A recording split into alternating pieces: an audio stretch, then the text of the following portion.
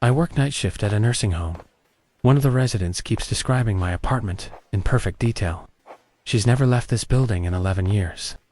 I've worked the night shift at Maplewood Care Facility for 3 years. Building C, dementia ward.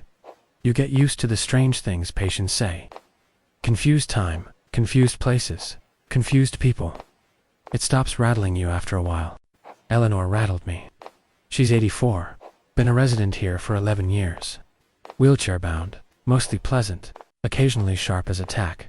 Her daughter visits on Sundays. Standard case. It started about a month ago. I was doing my 2 a.m. rounds when she grabbed my wrist. "You should fix that leaking faucet," she said. "The dripping keeps you up." My bathroom faucet had started leaking for days prior. I laughed it off. Lucky guess. The next week she told me the blue lamp in my living room gave off such a lonely light. I have one lamp. It's blue. I bought it at a garage sale 2 years ago and never mentioned it to anyone here. I started paying closer attention. She described my bookshelf. The one with the broken third shelf I propped up with a folded paperback.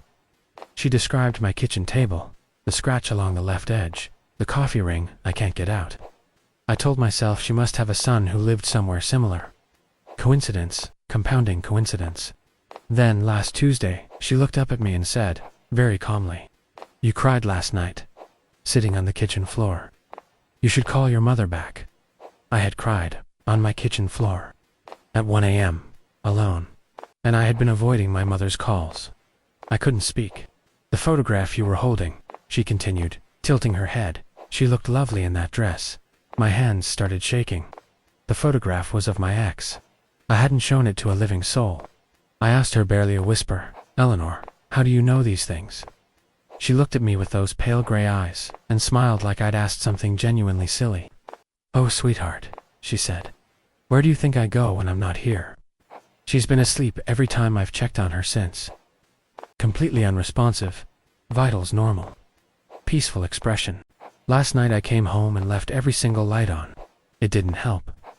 When I walked into my bedroom, I noticed the blue lamp had been moved 6 inches to the left. I live alone. I go back in for my shift in an hour. Part of me wants to ask her about it. The bigger part of me is terrified she already know I was going to.